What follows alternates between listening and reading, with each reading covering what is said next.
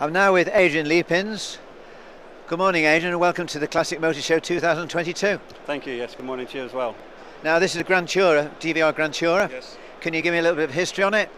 Well, yes, so I found it in a barn in 1995 when I was looking for something in a garage and I came across this and another car. At the time we didn't know what it was, but it was a TVR, and you know, my wife at the time always wanted one, so I decided to buy it. And I didn't have time or the money to restore it until about 4 or 5 years ago. So it sat in one of my garages for many years. But the history behind the car, which I didn't know when I bought it, is it was built by a chap called John Brown, who's still alive today.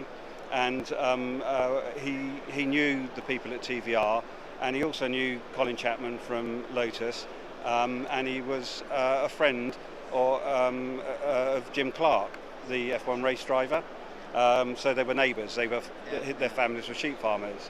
And when he built the car, it was built with a Coventry Climax engine from Lotus, Stage 3, that Jim Clark gave him, or allowed him to buy.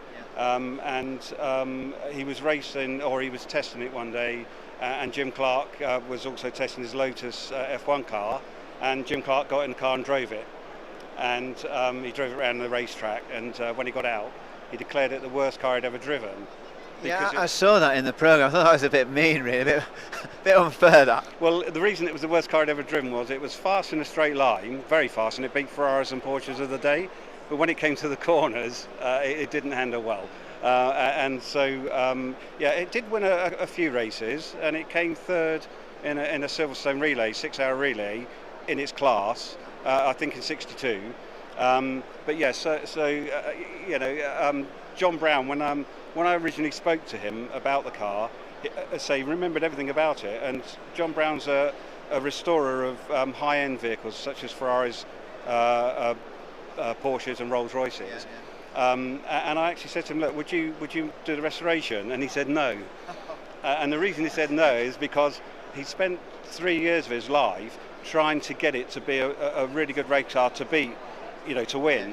Yeah, yeah. And he even said, you know, it was contentious in his marriage and things like that, you know, that he spent so much time trying to develop it. So, but he didn't mind giving me the help and advice and guidance, and you know, of what he did.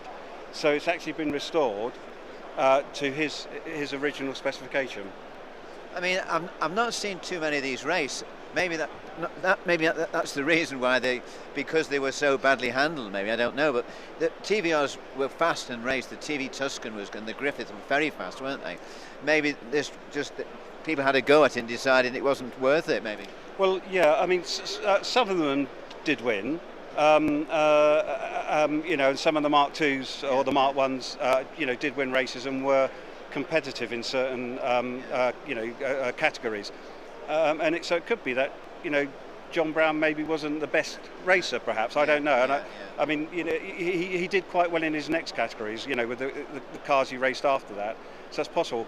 But I think the big issue is when it went from the Mark II to the Mark III, it's a much stiffer chassis in the Mark III. And there are a number of Mark IIIs racing now that, you know, have done very well. Yeah. I mean, I think it's a really pretty car. I mean, it's one of the prettiest TVRs, personally. Thank you, I appreciate that. I mean, I must say, I think the colour combinations make it look fantastic. And the fact the wheels are Pippin red with Mercedes white.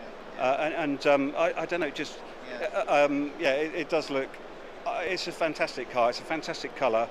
And what I love about it is, whenever I drive it, wherever I drive it, you see people stop and stare, and they stand and they wave, and they're boys, girls, small, big, and it's just fantastic.